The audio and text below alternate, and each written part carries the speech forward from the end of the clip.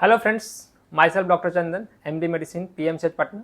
आज हम लोग बात करेंगे स्नेक बाइट के बारे में। बारिश के महीने में इसका केसेस बहुत बढ़ जाता है और बहुत ज़्यादा केसेस आ रहा है हॉस्पिटल में, पटना मेडिकल कॉलेज में। तो मुझे लगता है कि इस पर बात करना। इंडिया में लगभग 300 प्लस स्पीसीज है स्नेक बाइट का, मतलब प्रजाति। 300 से ज़्यादा प्रजाति स्नेक बाइट का है, जिसमें कि 90% डेथ मेनली फोर जो प्रजाति है इसका स्पीसीज है जो कराता है, जिसमें कि इस वीडियो में हम आपको दिखा रहे हैं। इसमें सबसे पहले जो मोस्ट डेंजरस होता है वो करैत होता है। करैत, इंडियन करैत इसको बोलते हैं। ये 2-3 टाइप का होता है, लेकिन आप करैत का स्पीसीज है, बहुत डेंजरस है, मोस्ट टॉक्सिक या मोस्ट वेनोमस स्नेक में जाता है। उसके बाद होता है कोबरा, उसके बाद होता है वाइपर। वाइपर में 2 वाइपर होता है, एक सो स्कल वाइपर होता है, एक रसल वाइपर होता है। ये 4, इसको बिग 4 भी बोलते हैं हम लोग, जो कि मेनली इंडिया में जो 90% डेथ होता है उसके लिए रिस्पॉन्सिबल होता है। अब ये स्नेक बाइट को सबसे पहले आप जो सबसे इम्पॉर्टेंट चीज़, इस पर हम वीडियो बनाने का मेरा मेन उद्देश्य है कि आप इसमें क्या नहीं करें, व्हाट टू अवॉइड। ये बहुत ज़रूरी चीज़ें हैं, लोग करके आते हैं और उसका आउटकम बहुत ख़राब रहता है। सबसे पहले जो है कि कट मार्क और टॉर्निकेट बांध की और उसको शक करना और उसको मैकेनिकल तरीके से उसका वेनम को निकालना, ये बिल्कुल गलत तरीका है।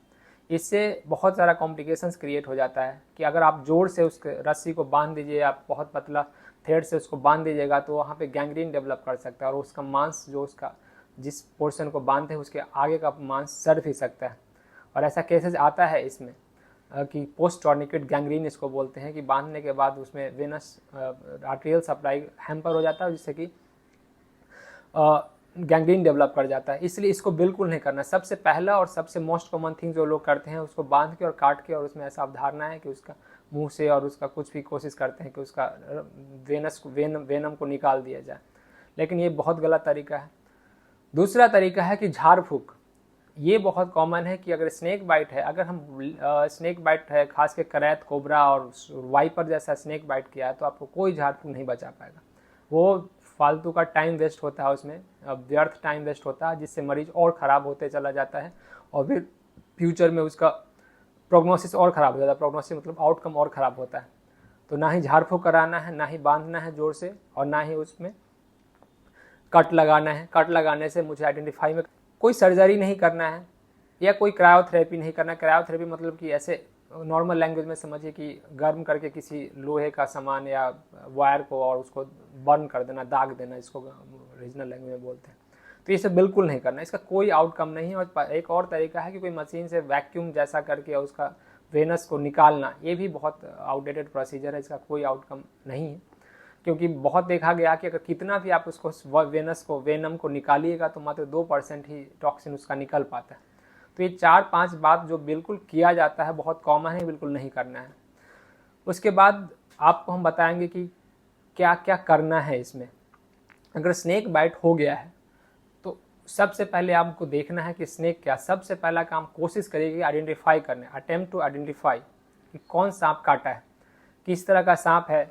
अगर ये बिग 4 की बात कर रहे हैं, जो 4 मेन हम प्रजाति सांप का बताएं, उसमें से कोई एक है या कुछ और है, क्योंकि बहुत 90% चांसेस रहता है कि नॉन वेनमस स्नेक है, जो जनरली पानी में कुछ गांव में लोग साकर या कुछ बहुत सारा नाम है इसमें बोलना है, जिसका कोई सिग्निफिकेंट नहीं है, वो उससे पेशेंट का डेथ नहीं होता है। और इसी सब केसेस को झाड़ फूक कराने से मरीज ठीक भी हो जाता है, जिससे वो बोलता है कि हम झाड़ फूक के ठीक कर दीजिए। सिम्टम्स कैसे चलेगा कि स्नेक बाइट है या नहीं है। स्नेक बाइट में सब 2 तरह से देखते हैं। अगर स्नेक बाइट जहाँ हुआ है वहाँ पे तो आप पहले बाइट मार्क देखें, उसका जो फैंक्स होता है वो इस तरह का होता है, 2 उसमें रहता है पॉइंट। तो अधिक अगर टिपिकल स्नेक बाइट रहता है जो पॉइजनस होता है, उसमें 2 ही बाइट मार्क मिलेगा। एक पार्टिकुलर डिस्टेंस 5 to 6 mm का डिस्टेंस रहता है दोनों के बीच में। 2 ऐसा अगर मिल रहा है तो समझिए कि स्नेक बाइट है। वो किसी और कारण से भी, कभी कभी स्नेक बाइट रैट बाइट होता है, गाँव में चूहा काट लेता है, उसमें भी इसी तरह का मार्क मिलता है, तो उसे कन्फ्यूज नहीं होना है। दूसरा कि पहले दिखेगा कि वहाँ पे लोकल इन्फ्लामेशन होगा। लोकल इन्फ्लामेशन वहाँ पे जहाँ पे काटा है वहाँ पे सूजन होगा, लाल पड़ जाएगा स्किन, रेडनेस इसको बोलते हैं। उसके बाद वहाँ पे बहुत तेज़ दर्द होगा। उसके बाद वहाँ पे काला पड़ सकता है, वहाँ पे हेमरेज हो सकता है। ये सब जो हम बता रहे हैं, ये सब आप जैसे देख रहे हैं इसमें, हम स्क्रीन को शेयर कर रहे हैं साथ में, कि कैसा कैसा हो रहा है इसमें, वो दिखेगा आपको। लोकल इन्फ्लामेशन, वो इसको बोलते हैं लोकल रिएक्शंस बोलते हैं, क्योंकि गैंग्रीन भी हो सकता है बहुत हाई केसेस में, ब्लड का थप्पा जम सकता है उस पर। ये जहाँ काटा है वहाँ की बात कर रहे हैं।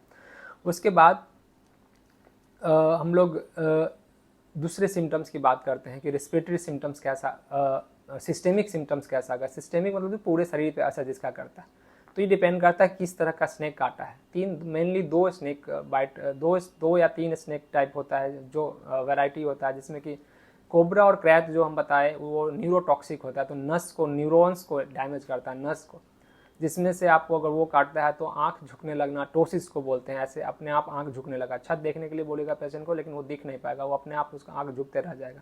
ये बहुत अर्लीस्ट फीचर है और बहुत जल्दी मिलता है और बहुत पार्टिकुलरली बहुत सही भी है। हम लोग इसे बहुत असेस करने में बहुत आसानी होता है। टोसिस उसको बोलते हैं कि आँख का झुकने लगना अपने आप। दूसरी बात है इसमें कि सांस में तकलीफ आने लगती है, सांस फूलने लगता है। या तीसरा है कि सलाइवा घोटने में तकलीफ हो जाती है। सलाइवा मतलब थूक जो हम लोग बोलते हैं, उसको घोटने में तकलीफ होने लगता है। ये 3-4 सिम्टम्स आधा घंटा से 1 घंटा में आने लगेगा अगर क्रैत और कोबरा काटा है तो।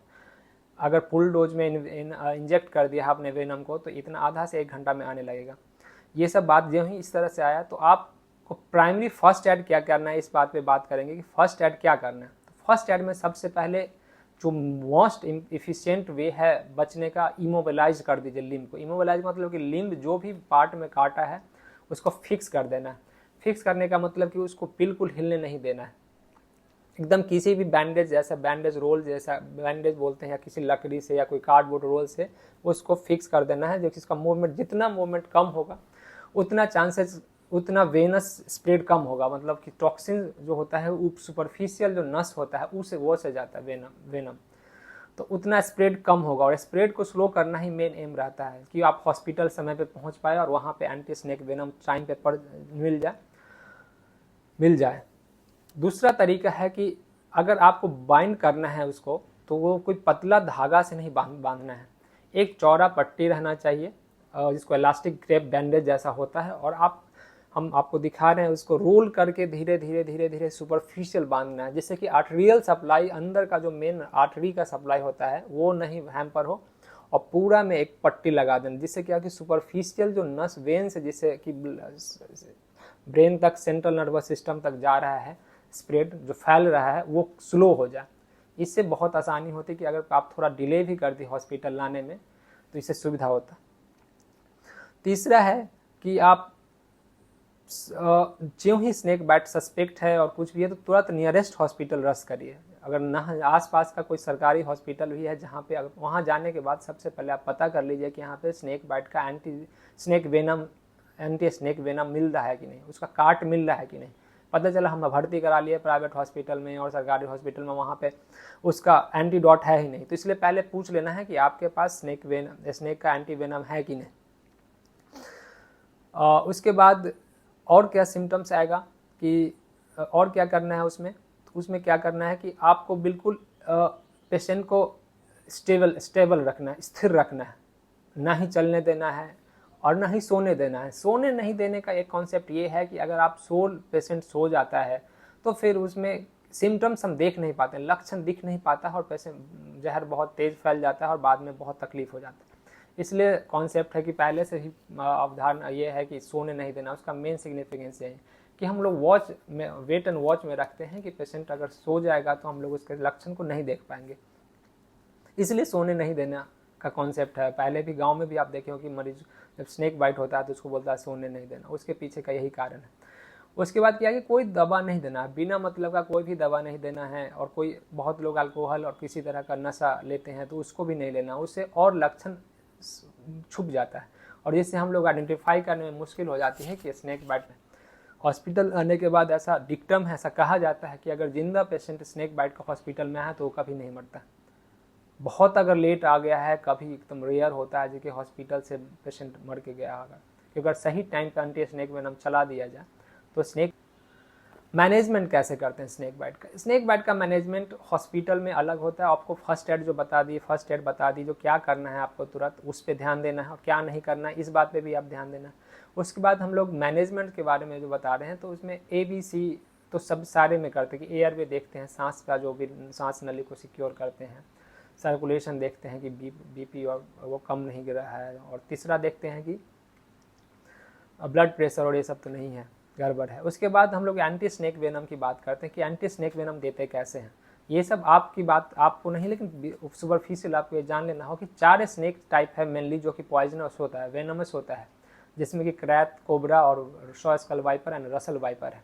इस चारों का हम लोग के पास जो इंडिया में सरकारी सेटिंग में अवेलेबल है वो सिर्फ मॉक, उसको बोलते हैं मॉक। चारों का 1:25 पर 1:4 1:4 1:4 करके चारों का मॉकटेल बनाया जाता है। चारों का वेनम का एंटी वेनम बनाया जाता है, और उसमें चारों स्नेक बाइट में कोई भी काटा है तो आप दीजिए तो काम कर जाता है। अगर आप कोई सरकारी गवर्नमेंट हॉस्पिटल में गए हैं जो कि आप सांप को आइडेंटिफाई कर लिए कि कोबरा ही है या करैत है, तो उसी का एंटीडोट हम लोग देते हैं। सिर्फ पार्टिकुलर करैत का एंटीडोट होता है, सो होता है। एंटी स्नेक वेनम देने में जल्दीबाजी नहीं करना चाहिए, क्योंकि ये तो इसका जो बनाया जाता है इक्वाइन होता है, मतलब कि जानवर में बहुत बार स्नेक वेनम को डाल के उसमें जो एंटीबॉडी बनता है उसको हम लोग शरीर में डालते हैं, उसके अगेंस्ट डालते हैं। जनरली हॉर्स का यूज किया जाता है इसमें। तो इसलिए स्नेक वेनम देने का जो जल्दीबाजी है, अगर सिम्टम्स नहीं हो तुरंत दे दिए तो क्या होता है कि कभी कभी उसमें एलर्जिक रिएक्शंस होने लगता है, और उसका अपना ही कॉम्प्लिकेशंस है, उससे भी पेशेंट का कभी कभी जान जा सकती है। इसलिए अगर आप कंफर्म हो गए हैं, लक्षण दिख रहा है कि स्नेक बाइट है, तब अर्लीस्ट है कि आप उसमें एंटी स्नेक वेनम दे दीजिए। लेकिन अगर आपको लक्षण नहीं मिल रहा है और आप हरी में है कि नहीं, पेशेंट का प्रेशर रहता है, अटेंडेंट का प्रेशर रहता है कि नहीं दीजिए, वो बहुत रिस्की है। इसलिए कोशिश करिए कि जब आप कंफर्म हो, एश्योर हो गए कि स्नेक बाइट है, और तब उसमें देना है। इसका डोजेज वैरी करता है। अडल्ट और बच्चा में लगभग डोजेज सेम होता है, क्योंकि स्नेक बाइट बच्चा और अडल्ट को देख के नहीं काटता है, दोनों में same amount of venom inject करता है, इसलिए डोजेज बच्चा और अडल्ट का लगभग सेम होता है। उसके बाद का जो प्रोसीजर है वो कॉम्प्लिकेशंस, बहुत सारा कॉम्प्लिकेशन है स्नेक बाइट का, वो आपको जानने की ज़रूरत नहीं है। जैसे कि किडनी फेलियर करा सकता है, हार्ट फेल करा सकता है, उसके बाद न पूरा पैरालिसिस करा सकता है। तो ये सब बाद की बात है, और ये सब कॉम्प्लिकेशंस है। ये सब एक लक्षण भी है, किसी किसी पेशेंट में बहुत पैचेज आ जाता है, तो इस पे हम लोग को ध्यान नहीं देना है। ये आपको बस जो मेन काम की बात बताए हैं उस पर ध्यान देना है कि हॉस्पिटल तक कैसे पहुंचाए, कैसे उसको कम से कम मूव कराना है।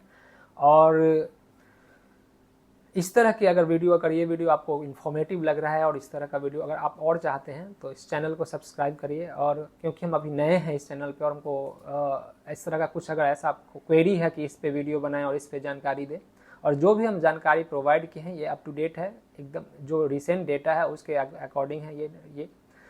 तो इसलिए अगर इस तरह का वीडियो अगर आप पसंद कर रहे हैं, अगर किसी और टॉपिक पे है तो आप कमेंट कर सकते हैं उस टॉपिक पे। अगर कोशिश करेंगे कि उस पर वीडियो बनाने का, जो कि बहुत कॉमन है और लोगों को के अप्रोच से बाहर है, लोग उसमें समझ नहीं पाते हैं। वीडियो को लाइक और सब्सक्राइब कर सकते हैं, और किसी अगर जो आप नोन हैं उनसे शेयर भी कर सकते हैं। उनको बेसिक जो गाँव में रहते हैं, खास करके जिनको बिल्कुल पता नहीं है क्या करना है स्नेक बाइट में, उनको भेज सकते हैं वीडियो। धन्यवाद। कोशिश करेंगे कि आगे भी ऐसा वीडियो